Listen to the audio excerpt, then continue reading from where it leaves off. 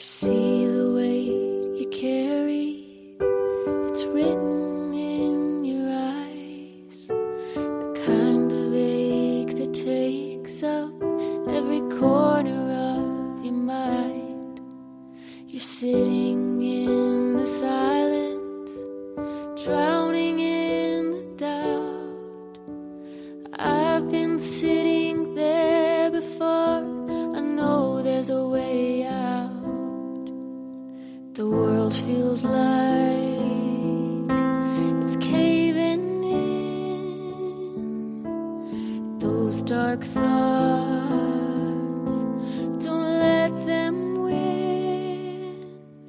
Just stay.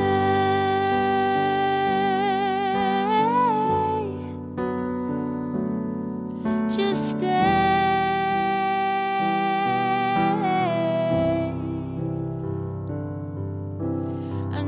It's almost more than you can take. Please just stay.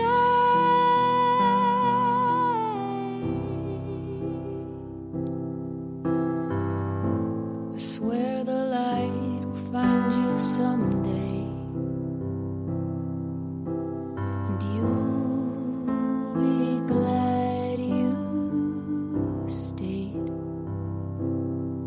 So just stay.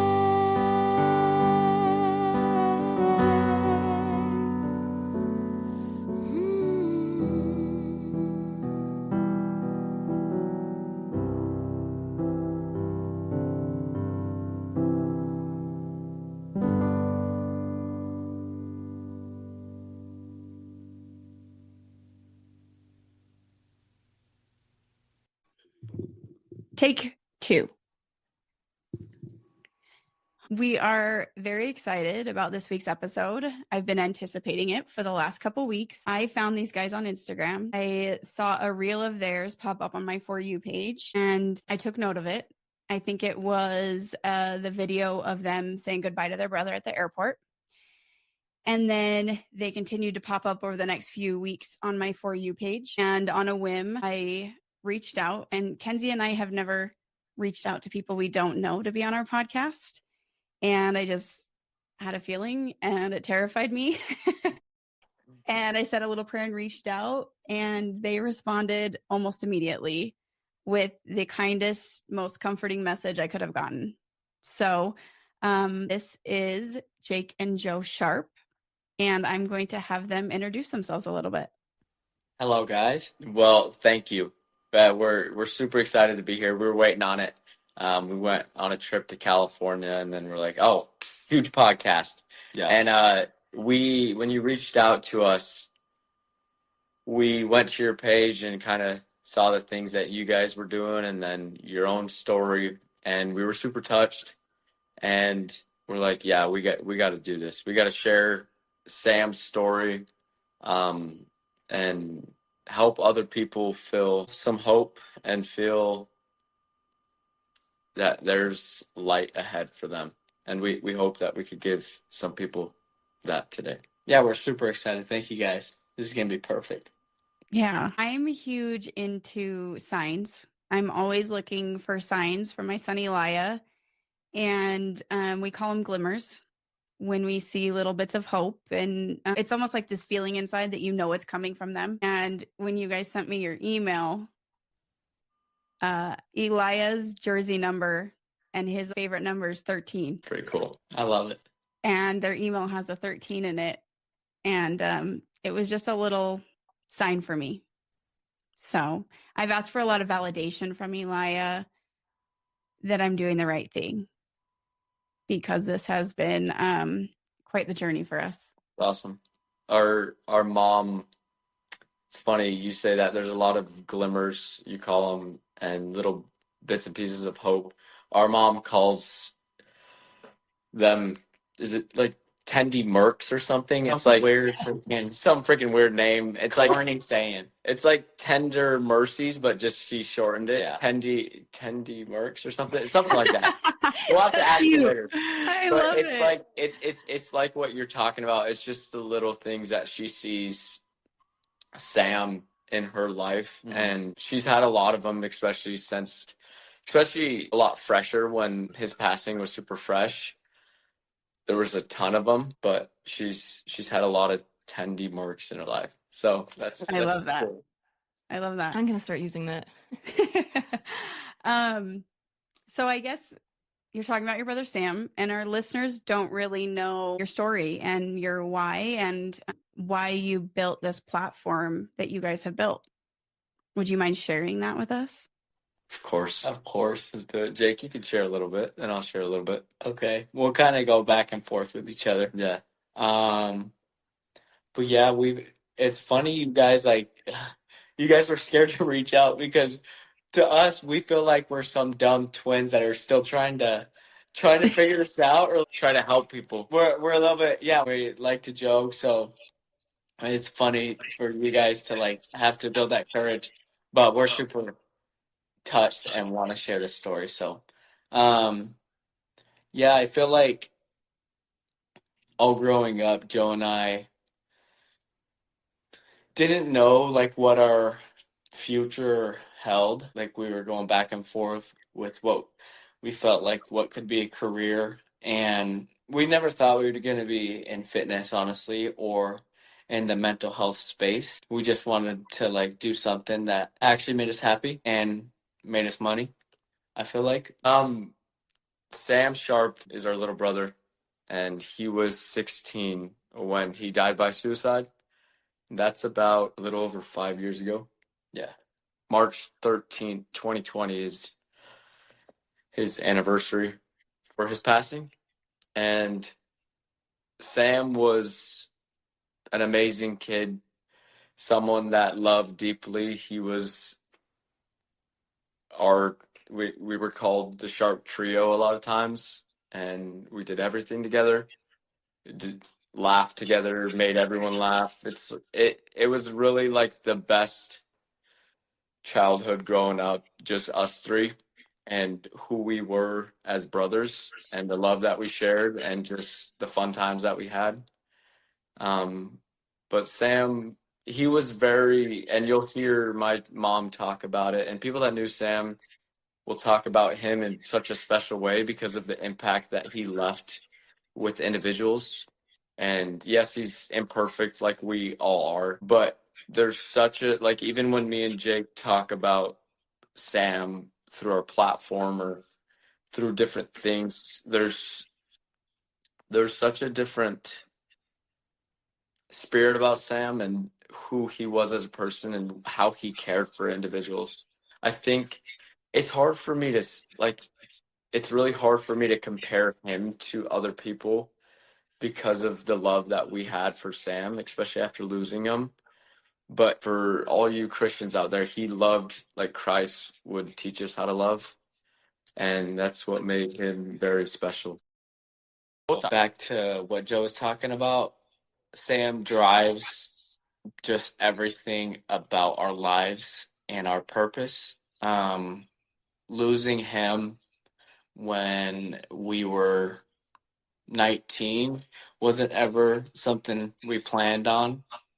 We thought we were gonna have him through every moment, and it was kind of something that totally changed our lives completely. And I feel like a lot of what we do is to live through him, is to try to live with more love, live with more laughter, and smile more throughout the day. I think we use our platform on Instagram, TikTok to help people feel like they're not alone and to help people feel like they're not crazy to be struggling. They're not alone in the darkness that they might feel.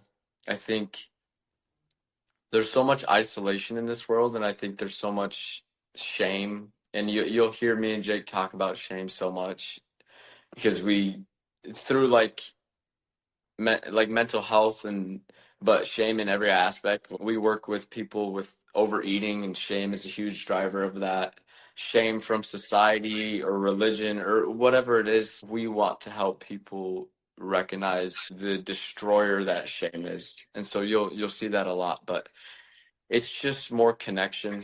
And I think Sam is God, Sam, they really put this into me and Jake's hearts and really put this purpose into our minds because they know that there's people out there that need tools and a place to feel safe. And so that's why we post and that's why we reach out to people. That's why we're trying to create a community of safety and love. I mean, honestly, I was just thinking while you were talking, I think what you guys are doing is amazing because I don't think there are like enough spaces like that on the internet, especially. But ever since we started doing this, it was funny because we started it because, I mean, obviously we were both going through different things. We wanted to create a safe place that people felt seen. And Yeah. I think that we started realizing after like people were reaching out to us and kind of the connections that we were making that I'm not saying that men have it harder, but I think that boys and men have this different expectation to be strong, to be manly, to not really show any sign of weakness. And I think that sometimes vulnerability can be seen as a weakness, to some people.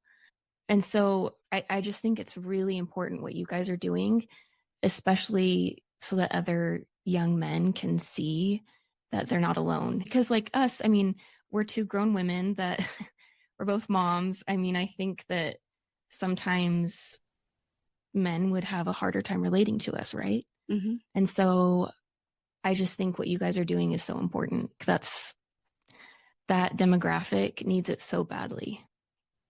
Thank I you. think I've been surprised by the amount of men and teenage boys that have reached out to us. I think that was the biggest shock. Our teenagers in general, men and teenage boys. And I know in our community is not huge, but we've lost a lot of men this year. A lot of men and young boys. And I think when we started this podcast, I was searching for purpose. I was searching for, when you have kids, your purpose becomes wrapped up in these little packages that God hands you. And when you lose that, when you lose one of those people that you have infused with so much of your heart and soul, you lose a big part of your purpose in life. And when this podcast popped into my head, I feel like I had this spontaneous, like I was at lunch with Kenzie and I blurted it out, but then I was like arguing with God in my head, like, are you serious? You want me to do this? Why? And I asked for signs all along the way, like, please help me to know that I'm going in the right direction. Please help me to know that this is what I need to be doing. And I think we are helping people because it's allowing me to connect with people. And we have found that connection is such a huge part of mental health and of grief and pretty much anything hard that people are going through in their lives. It's hard. You remind me of my mom so much because exactly what you said, like when you're a mom, your purpose a lot of times is these kids. And to see my mom and then the pain that you're going through, it hurts. I mean, like I felt that in my own way because of the closest that me and Sam and Jake were, like to be just flipped upside down and like your purpose in a way is just like screwed up. It's hard to see the light moving forward. I think a lot of times in when times are super good or time has gone by, so you're healed in some ways and it's not as fresh, it doesn't hurt, and so you don't you could talk about like what to do during the hard times, and I think that's what people do a lot of times, but then when you're in it and you're in the darkness and you're like you're just surrounded by that, and it's so hard to find any sort of light. That's when like it's hard to move forward, and that's why me and Jake are trying to talk a lot about like and try to relate to that deeper level, because we could talk all we want about if we're in a good place and talk like, hey, here's some things that's helped us, but if you're like out of that place, you forget how gut wrenching and horrible it is. Like you just talking a little bit about your pain, losing a kid, I can't imagine, and it hurts because that's the worst thing in the world. And we've seen our mom go through it and our dad, and it sucks. It's the worst. Can't even imagine.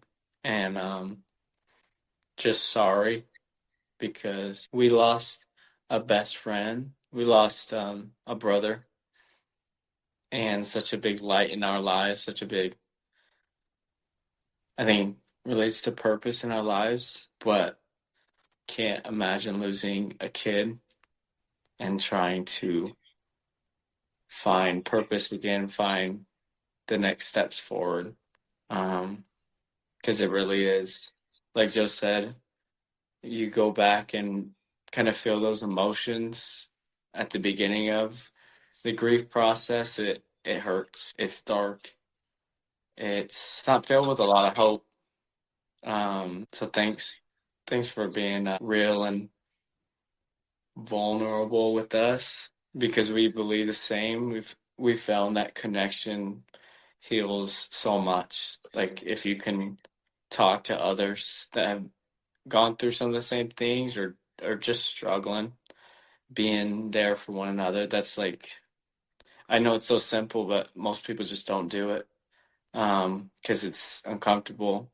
You have to make an effort. You might not know what it feels like, but just being real and connecting with others is that fundamental thing, I feel like, during that process. Yeah. Well, thank you. I kind of feel bad because I know I'm in a different grief journey than you guys are in. And I don't want to trigger more pain for you guys, you know? Oh, you're totally fine. No, it's fine. It's totally fine. Okay. I think that I've had a lot of, I'm going to call them spiritual awakening experiences since I lost Elia, that have opened my eyes. And I don't know if it's God's grace is giving me that because it comforts me, but I do feel like I have a bigger understanding of what's next or what life is really about. It's almost like I've been able to look outside of what I've been told and really dig deep to, I'll hear something and I'm like, this feels true. This feels right. And then I'll hear something else and I'm like, that doesn't feel right to me. So I don't know if I'm like grasping at straws, looking for any type of comfort, but I do feel like I have so much clarity that I didn't have before. And I'm wondering if that's a shared experience that you guys have had in your grief journey. 100%. I think spiritual awakenings, or just times where we felt like there's a lot of purpose with, and we feel like that like what you said, is that clarification. Yeah, this is something that you should do. We felt that, especially as we started, like, not only fitness, but being a space where we could just be there and just no judgment, just be there for someone.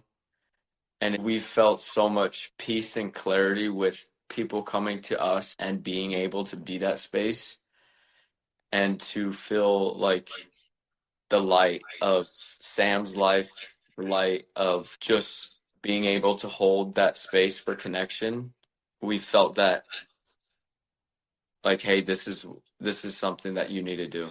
And we feel that even to this day, as we get messages from different reels or anything we posted, if we get just messages like, hey, this helped me, or to be able to feel seen, I think we get that further, like, hey, this is what you should do. And I think that's the biggest spiritual awakening and clarification for us to keep doing what we're doing. What would you say? Yeah, I would say for me, I feel like just being reminded of like what actually matters and dropping all the crap that doesn't. Like actually focusing on what's important. And a lot of that just came from dealing with Sam's death or just any other hard thing in your life. I feel like you jump right back to what actually matters and you're able to discern what you care about, what your values are, and what you feel like is good and true. I felt that a lot the last few years. Is just, all right, what's the things that I don't actually have to care about, and what actually matters. I feel like that's huge. It's interesting because I'm not going through the grief experience that you are, or that you guys are still going through. Like I am lucky enough to never have lost anyone, especially to suicide. And so it's an interesting experience to be on the outside of it. And obviously, like when Brandy and I had gone to lunch and reconnected and stuff, and she had confided in me about like her son Elia's struggles and things like that. And I had just like a month before gotten out of like a mental health hospital, and Brandy's known me for years, and so she's known like the struggles I've gone through and stuff with that. And so when Elia passed, and then I saw you grieving and going through the things you were going through, I guess what I'm trying to say is like, I know that Elia and I know that Sam did not die in vain, because people like me see the hope that they leave behind in their families, and then they also see what that other side looks like. And I feel like I hate expressing that in words, because it sounds like how could you take any good from these tragic situations, right? But I know that I had a moment with Brandy where I thought I was seeing how much pain and suffering she was in, losing a child, and I had the thought, this is exactly how my mom would be feeling, if I had decided to carry through with that. And so it's just like a very interesting experience being on the outside and watching, and then hearing you guys talk about your loved ones. I think something that's like misunderstood about people that die by suicide is like, that doesn't mean that they didn't have strength, or that they weren't brave, or that they didn't exercise courage every single day. Like the way that they held on for as long as they did. And that's so much strength in itself. And so I think sometimes that gets lost in the mix of, like we say, just stay one more day, have the strength to stay. And then I think, that doesn't mean that the people that didn't stay didn't have that strength, And so it's a very complicated, I've told Brandy this before, but when we got started in this, I don't think that I realized how complex of a topic this is. And all I knew is I just wanted to talk about it because I wanted to make a difference. I didn't want people to feel alone. I was sick and tired of the stigma that there is. And then I think along the way, I started realizing that like there's some really tricky concepts that we have to talk about and that we have to that are difficult for me to sort out in my mind, you know? I guess with all of that, I'm trying to say that people like me are very grateful for the lessons that I feel like your loved ones have taught me. And I feel like they give me the strength to stay one more day, you know? And so I'm very grateful for you guys for sharing about Sam and about Elia, because I can imagine that it would be that it's hard to do that. That it's easy because you love them, but it's hard because of the pain.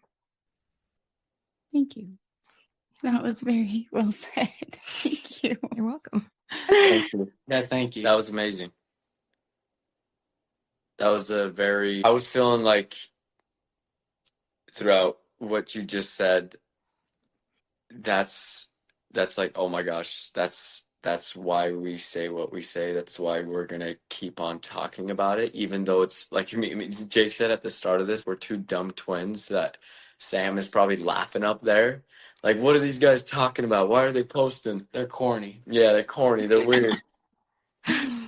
But through these angels examples, our loved ones, because they truly are angels for so many people, with people that we don't even know that have reached out and have seen Sam in a dream or seen like crazy experiences. And I'm like, it's just insane. And just like you've experienced people that have lost people to suicide, even though that there's so much complexity around it and there's so much hard things and anger and betrayal and all these freaking crappy feelings, there's got to be, I don't even know what I'm trying to say. There's got to be like, it gives me a lot of hope and it gives me a lot of excitement in a way to see Sam again and just say like, man, you're amazing. And I don't question like, if you were so weak, why'd you do that? Like, that's not a question in my mind anymore. Maybe I've been angry and thought that, but there's no question. The things that we've experienced and the people that have reached out, that Sam example and the work that he's doing, we believe on the spiritual side still is amazing. And he's working through God's hands.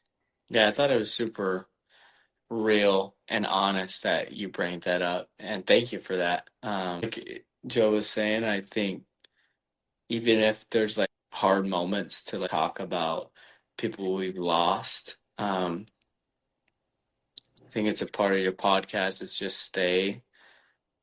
That's like if it's helping people at the end of the day, I think it's worth those times of going through that painful conversation or going through that sadness again. I think it's totally worth it. And keep being real and honest like that. That's perfect. We're glad you're here. Yeah. Thank you. Thanks. Selfishly, I want to ask you guys a little bit about your expertise here. Before Elia passed, you know, I keep referring to before and after. You guys know there's, what is it, AD, BC, like that type of thing in my own life. So before Elia passed, I was a very athletic. I went to the gym 6 days a week. I did a bodybuilding competition. I loved going to the gym. I did all these things. And next month will be a year. And I still, that's one of the things I can't bring myself to do. I have found other ways to connect. It's not consistently. And I'm gonna be honest here. It's almost like before I was going to the gym because I wanted this long and healthy life and I wanted to be there for my kids, and I wanted all the diseases that ran in my family and everything, and I wanted to feel better and have energy and remain this person for as long as possible. And now I can say that that's not necessarily in my mind. I'm like, why would I work out? Why would I take care of myself? Why would I eat good if it's going to prolong this? And so, I guess what advice would you guys give to, I think the fitness thing is a mindset. And I can't even set foot in the same gym. It's, my husband found the other way, where his way of coping is he's spending hours and hours at the gym. And I completely backed off, and I'm just not taking care of myself. So I know the fitness era is where you guys have found your purpose and where you guys are helping people find purpose. I guess if there's people out there in our listeners that are struggling finding that connection with their body, finding that motivation, finding that mental capacity to take care of themselves, what would you guys say? First, we want to talk directly to you. And for those that may be feeling what you're feeling, we're not these fitness coaches or fitness people that are going to yell or like the super motivation guru type, but we want you to give yourself some grace for the hardship that you've been through. And everything has changed. And you, no matter what, are going to approach that area of your life different. And it's not going to be the same. And I think if you give yourself some grace and allow yourself to figure out what that reason is now, and not judge yourself for why it's changed, or judge yourself why have I like not done it this past year. I think it's so easy to criticize ourselves, and because we know ourselves the most. And so I think that's what I would first like say to you, and for those that maybe might be in the same place. I would follow that just because I want you to know again, like, please, like, your emotions are valid. Like, what you've been through is the worst. And it's so easy to beat yourself up over every little thing. And that's just not what health is about. So give yourself some grace, let it go, forgive yourself, and accept, just like Joe was saying, accept that things are different, and that's okay. That's where it start, is talk to yourself in a more loving way, and know that health is not just one about being perfect or always having it together, because no one does. We don't. Absolutely. Maybe we do. I don't know. I would argue, but no one in this world has it all together in any area, no matter what you see online. So drop those beliefs too, and start with a more loving approach, focused on what's going to make you feel good, and taking it so small, taking it, what could you add this next week? Not like, okay, I got to get back on my routine.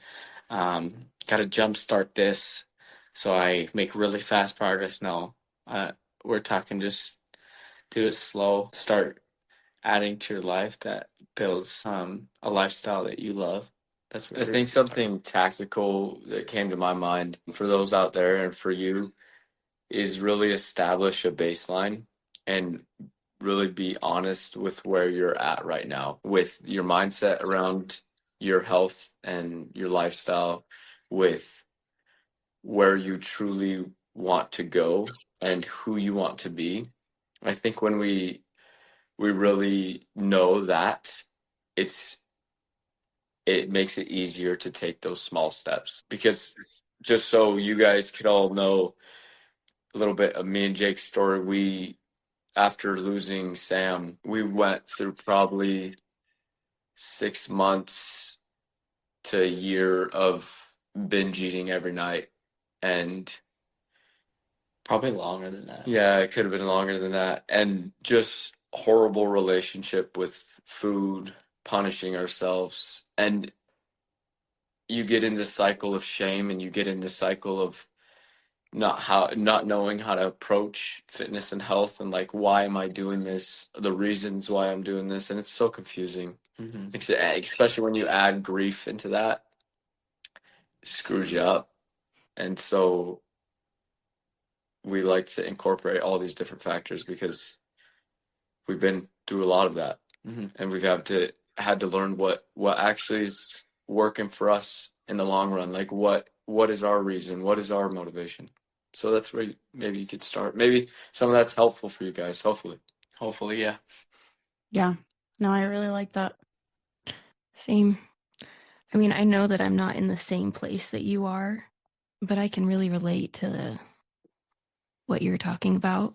I just feel like, I mean, when I'm in a good place mentally, it's obviously a lot easier to take care of myself and do the things that I know are good for me and I know are going to help me. But when I'm in a really crappy place, I'm so freaking stubborn, and I'm currently going through it right now. Like I know what's good for me and I know what's going to help me, but for some reason it's so hard to care, and I don't know why, and it's really heavy on my heart. But I just know that, like, I think this is a season right now. And remember last time or a couple times ago, you were saying how with like plants and the trees, there's always a time for blooming and then there's a time where they're dormant. And maybe right now this is just your dormant season, and you're just kind of building up to that time where you're going to be, blossoming. But for lack of a better word, it's kind of weird. But I honestly, I think that, yeah, exactly what they said. Like, you are doing a lot better than you think you are. Yep. I'm always amazed. So, Well, thank you. you're welcome. I think. Sorry, I don't mean to cut off, but I think. Oh, no, you're good. No cutting off. So, I got him. This is your last time. no, I think it's also helpful to remember that grief comes in different ways in a lot of different people, and I think we've seen our mom grieve in certain ways, and that feeling of doesn't want to do anything and there's no care. I think when you said I don't want to screw it up, but look, if like thinking of my mom and how when Sam passed, she's like, why does this matter? Because I just lost my kid, or like, why am I going to go take care of myself or try to live this life when I do not care? And and me and Jake experienced that in a way of losing our brother, but our mom, because that grief is super unbearable a lot of the times, that care goes out the window, or like the just not knowing why, and so why even do it. I think don't judge your grief and how it comes, and how this wave is different than the next wave. Going through 5 years now, there's so many different waves of grief, and it doesn't end, and life just goes on, and you grow around it. But grief is there because you loved them. Yeah. Thank you. We will wrap it up here in a couple minutes, but we got these little cards and we wanted to start doing these with guests. It's a little card game, and there's different sections. There's life lessons, self-awareness, exposed, dreams, beliefs, and courage. I don't know if you guys want me to pick one randomly. They have little questions on there. Random. Random? Yeah, let's do it. It's just fun. We've never had it like this, so it's exciting. We'll go Joe first. Okay. This is a courage card. What's something you're sure you'd never do, but secretly wish you had the guts to do? You could say something like beat Jake in basketball. You could never do that. But like you wish you could. Dude, I'm trying to think. Okay, I'll give you time. I'm so not editing that out. I'm thinking about the past. I'm thinking about my mission, my church mission, because there's so many things around that. And I think the thing that when we lost our little brother, I was only out for 4 months in Mexico. And there's so many feelings of anger and confusion around that. So I think that would be my answer. And the question, I don't want to get it wrong, is like what I would never have the courage to do, but would want to do. Mm-hmm. I would definitely want to finish that mission, but I don't think in any life I would go back and do that. Mm-hmm. Wow. That's deep. You're doing another one? Yeah. Oh, for Jake. Snap. Sorry. she's handpicking it. She's No, not I doing just- this random. that was a Who weird wants one. the right question? All right, let's see it. Okay. Interesting. When was the last time you took a leap of faith and found out you could fly? This is great. Do you want me to answer for you? Yeah, can't you? Okay.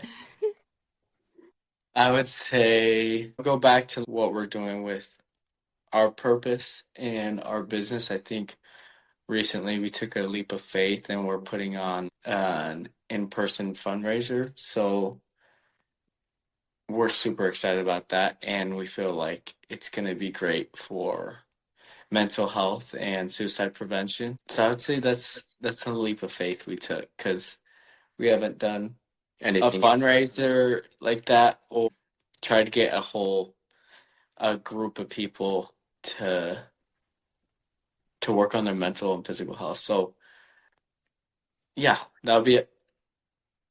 Awesome. I would love to hear a little bit more. I know. Can you tell us more about that? Yeah. So take it away, Joe. Yeah, of course. How about we bounce off each other? Yeah, I just want to make sure you had your piece. Yeah. No, so Cami Adams is her name. She's a pro MMA fighter, and she grew up in Utah, Sandy Lake, something. I don't even know. I don't know Utah that much. But she messaged us on Instagram on one of our reels and told her story. She lost her brother to suicide about 13 years ago, and she put on an event for her brother.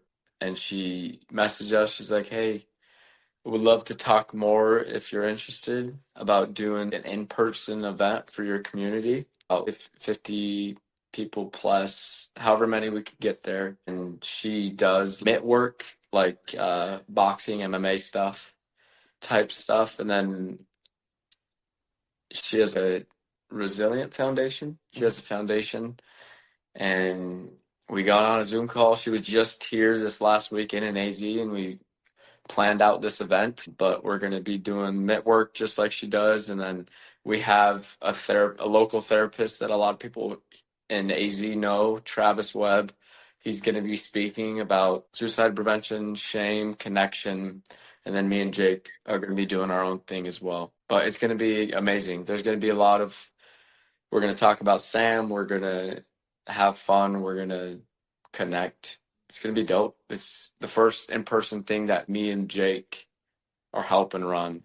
We've done things like we've spoken at rugby teams because Sam played rugby, and we've spoken at church things and stuff, but this is like something that we're throwing with Cami. Yeah, all focused on the tools and just helping people improve their mental and physical health through workout. Of course, the mitt workouts, the boxing, and just having a fun time connecting, and we'll have some healthy snacks there, healthy drinks, and some soda there. So it's gonna be great. It's gonna be super. It's gonna be a good time. That's awesome. That sounds so good. Wait, is it going to be in Arizona? Or Yeah, Utah? Gilbert, September 6th, Gilbert, in Gilbert, Arizona. Yeah. So you're fundraising. What are you hoping for those funds to go towards? Yeah.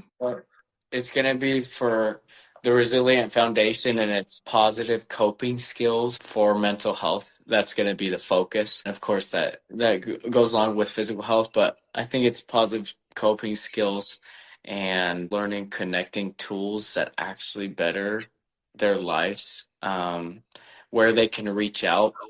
And then the therapist as well. I think the foundation is just, giving them tools to reach out, steps that they can take, and try to make change there. The proceeds are going to go to, we talked about this, Cami.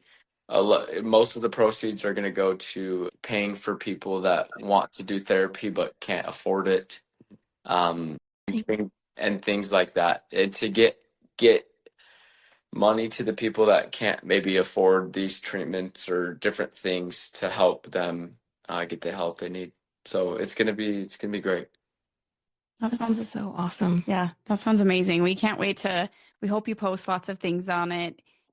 We'll post links for our listeners to be able to go. And do they register? They sign up, and if they can't make it, like, anyone can always donate whatever they could give. That'd be amazing. But yeah, we'll have links, and we'll make sure we're posting a lot about it. Yeah, we'll post a lot about it. Okay, Sweet. we're excited to follow along with that journey with you guys. Yeah. We feel so lucky to have had you on with us. I know that somebody somewhere needed to hear what you guys had to say. So we really appreciate you being so willing to come on here and have this conversation with us. Of course, you're welcome. Thank you. And we know that people are going to relate to you guys' stories. Yeah. You guys will definitely connect with individuals, and we love what you're doing with Just Stay. Yeah, it's powerful. We're lucky to be here. Like, it's a privilege for us to be on a podcast like this. Talk a little bit about Sam. Yeah, talk about Sam and hopefully touch some people. I think everyone needs a little bit more light and love in their lives. So thank you guys. Like, it's good to be here, and we'll love to be back if you guys are open to taking twins back. Of course. Perfect. Always. Of course. To our listeners, thank you for joining us for another week. As always, we appreciate your love and support, and we see you, we hear you, and you're not alone. We'll see you next week.